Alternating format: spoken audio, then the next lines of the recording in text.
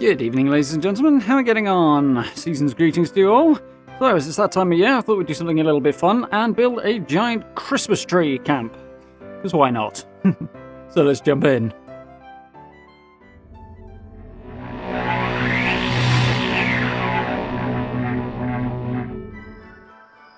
Okay, so having a quick look at where we are on the map. We are just in one of my favourite spots, just over from c.a.m.p Mountain Disposal Site there. Just by this little truck icon on the map at the other end of it. It's a handy spot. There's West Tech, National Isolated Radio Array, and the White Spring there. So, nice central location. Picked the spot because it's nice and open, basically, and reasonably flat. I didn't want any trees or anything getting in the way of the build.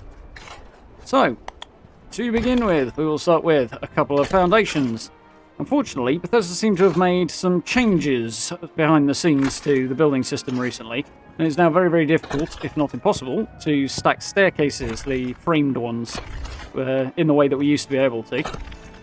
As unfortunately we can't stack pillars either, the posts anymore, which is really quite annoying. It makes them kind of useless, but it does kind of throw a bit of a spanner in the works on this one. So, needs must, we'll have to go 2x2 on the base here. Or 2x3 rather. And lead the staircase around in that way. This is going to be essentially the trunk of our tree, which is why I wanted it to be sort of one foundation wide rather than two, but needs must and all that.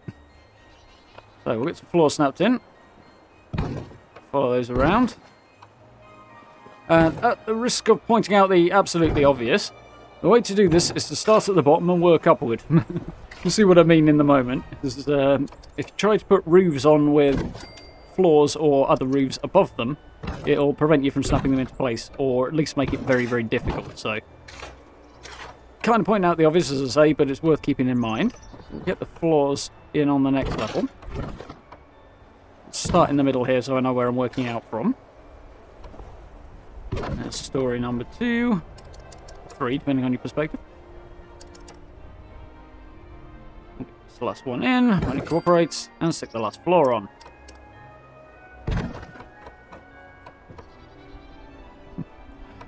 As usual, slightly uncooperative, but there we go. And up next, we'll have a quick run around and make sure all floors placed in the same way, because I do like to be neat and tidy. And then we will expand outwards to make the branches. So my initial thought here was that I wanted each successive layer to get narrower, so it tapered evenly. Unfortunately, because of the height of the roofs and the angle of the slope on them, that's not really going to work. So the bottom 2 layers will have to be sort of 2 additional floor pieces wide, and we'll go for 1 on the top. But unfortunately, didn't quite figure that out until we got a little further along. So we'll have a look at the next bit of the technique and make the adjustments in a moment. Get these floors in.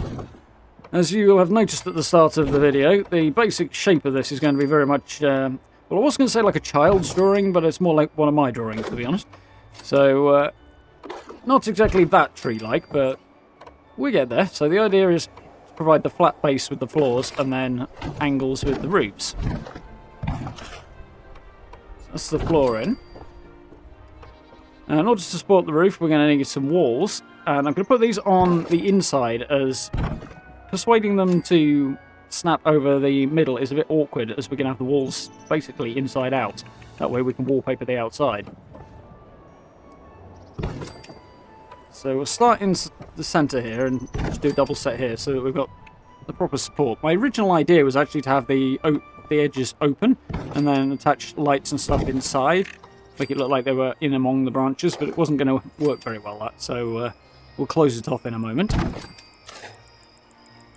But here we are starting to see the slight issue. If that one, the top of that wall is flat, it's not really going to look right. And if I put an extra angle piece on the top, it'll be too tall. So we'll stick one on anyway, and you see what I'm talking about a bit more clearly. Trying to find the right one. There we go. There you go. See, it doesn't match up with the floor above, so it's not really going to work. But now we've got these walls in, were they in the right place and the right size, we will be able to put the roofs on. As I say, starting at the bottom, work up, and then as you haven't got a floor above, it should snap in reasonably easily. It's Fallout, of course, so it's finicky as ever. But there we go. Let's have a quick look at where we're at now. See the general idea I'm going for, but because that top one doesn't match up with the floor, it's not going to work very well. So we'll whip these end ones off. Have a quick run around and take it down the roofs and walls we've put up already. And replace them at a width of 2 instead of 3. There we go. We'll head around the other side. Repeat the process on the other side.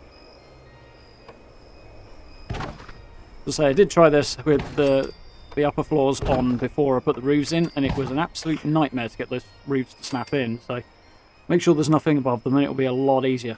There we go. That's a much more viable shape. So, carrying on the same thing again on the next floor, and then we'll head up to the top floor, which is going to be slightly narrower. There we go. One more on that side, and another one over here.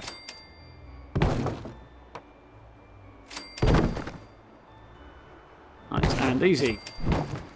So I haven't shown the floor below this one, the middle floor, as it's exactly the same as the bottom one, so just a case of repeating it. But up here it does get ever so slightly different, so we'll have a look at this. No need for the extra walls here, we're just doing a single angled piece on the floor. Find the other one. There we go. Persuade it to snap the right way. We want the outside of the wall facing into the building. That way we can wallpaper the outside.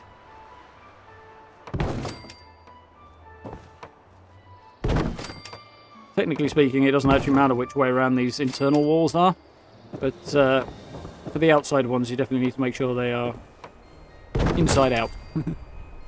Get these roofs on. And now we need to work on the ends.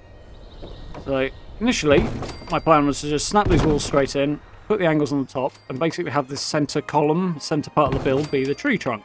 Unfortunately, because it's way too wide, it really doesn't look very good, so as we'll see in just a moment. Putting these roofs on is nice and easy when you're doing it conventionally like this. As we'll see in a moment, we had to work around it a little bit with the redesign. So last couple of roofs in.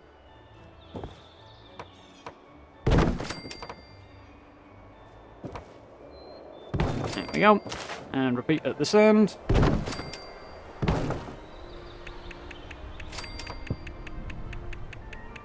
And we'll also need to plug the remaining gaps up as well. So there we go. We'll jump down to the bottom now, and you can see the shape is more or less coming together. As I say, I wanted to taper a bit more than that, but it's just not going to do it. But having it open like this is not really going to work. So close off this edge. And we're going to use some extra floors on the outside here, just so that we can put reversed walls in on the branches part rather than the trunk. So a couple of extra floors on the outside. Now we snap those walls in effectively the wrong way around. Need a half wall for this one. There we go. Another angled one on the top.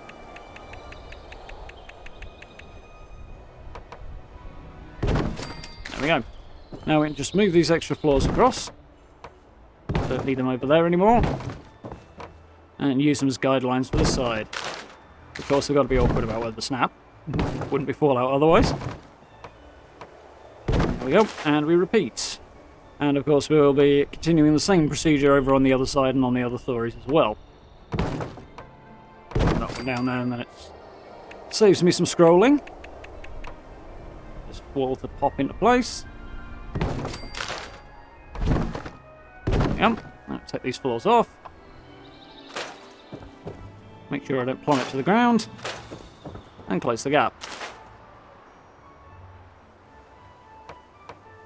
We're going to find the right size wall piece. There we go. For some reason it still put the last one in. There we go. So, with the procedure repeated, you can sort of see where we're going here. Obviously, for a tree trunk, that's going to be absurdly wide. So, we'll just go for a single colour all the way over it. But, we'll get some wallpaper on these branches first. We'll use the green wooden one, as it's the only green one we've got, really. There we go. You get the general idea. As I say, it wouldn't look too bad if it was just a single foundation wide, but with it being two, no, I don't think so. So we're going to flip these walls around now. Nice easy way of doing that. Just put one foundation at the bottom, flip the lower level around, move all the way around. Just repeat this all the way around the lower level. Now we just pop these walls above onto the ones that we've already turned around, and they'll just follow it round. It's nice and easy. So, up to the top floor, this is where we run into a slight snag. Flipping these walls around with the roof on top is problematic. We get back to the same situation we had earlier. So, try various approaches to persuade it, but this last one unfortunately won't move because it's the thing that's holding the whole roof up. Find the right piece, there we go. There we go, you see the problem? So basically, we'll have to take the whole roof off, at least this middle section anyway. Now we can flip the walls around. Now we have a devil of a job getting the roof back on. This last two on there. As you can see, it wants to snap on the inside of the wall, not the outside. Excuse the slightly infuriating burst of bots there. So what I've done here is put a wall on the inside there that's going to support the roof. But obviously I don't really want that by the stairs. Fortunately, we do have a workaround for that that's actually going to work out quite well. Which is to grab one of the half-height walls. There we go. And just tuck it in under the join there. Needs to be the other way around, really. And I can persuade it. For some reason the middle one seems to cooperate a lot more than this end one. There we go. But with that in place, the game seems to more or less figure out what it's doing. We can get these in. Up and round again. Feet on the other side. We can take that out now. And the roof stays there. Nice.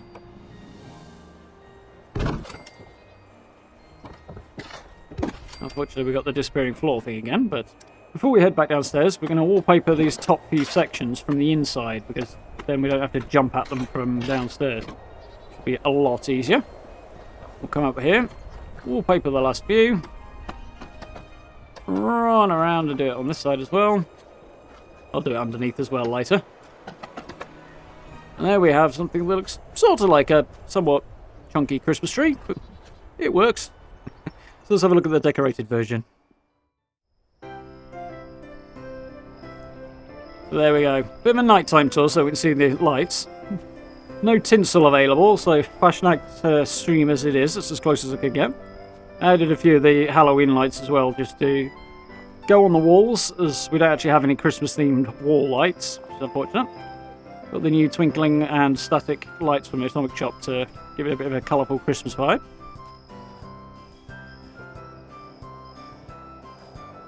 Put a few icicles on there.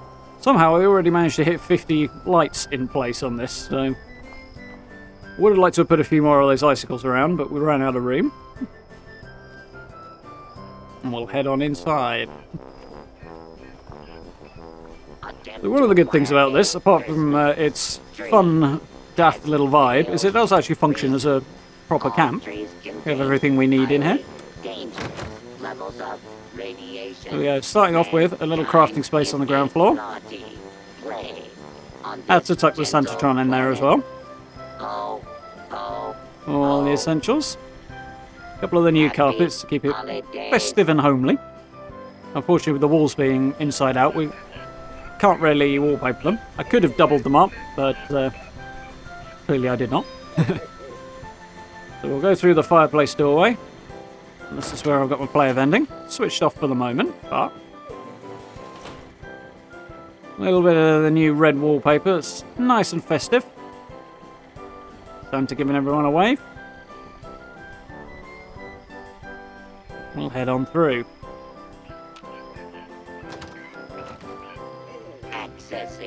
So in here I just have the generator. Needed to set up the wiring somewhere for this, and I didn't have much other use for that space, so I closed it off with some extra walls just to conceal the wiring job. But it works.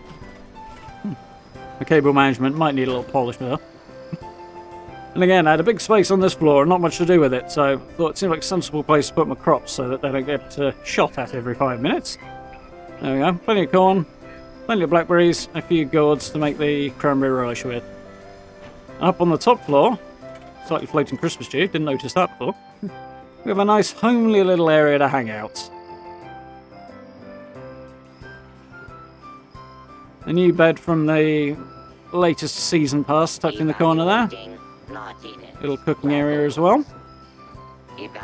I've had to use the new vault railings as well to put around the stairs here. As unfortunately, another thing Bethesda seemed to have changed, I can't snap railings around this stairwell anymore. It was always difficult, but the last few days they've seemed to have made it some very unhelpful changes to the building system. What can we do? There we go. It's a daft little build, this one, but it's fun. It's in keeping with the season. I do quite like it. Not massively elegant Christmas tree, but you get the idea. I do like those new radiation barrel mushroom planter thingamajigs. I like the light coming off them, it's really cool. And there we go. A little bit of festive fun. So, I do hope you folks enjoyed that one. If you did, please consider dropping likes, subs, it's always very, very much appreciated. Social media links down in the description as well if you want to catch up with me on Twitter, Instagram or Facebook. And if you get a chance, do join us for the live streams as well, playing Fallout and Cyberpunk 2077 at the minute, so having a lot of fun. Streams will be a bit intermittent over the Christmas period, as probably will the videos as well, but, you know, we've got to take it easy. Also down in the description, if you'd like to check it out, you can see the merch store down there as well. And we also have channel memberships on the blue join button, which is massively wonderful support and hugely helpful. So massive thanks to everybody who's done that already. For now, I will say thank you very much for watching. Merry Christmas and a Happy New Year to you. And I look forward to speaking to you all very, very soon.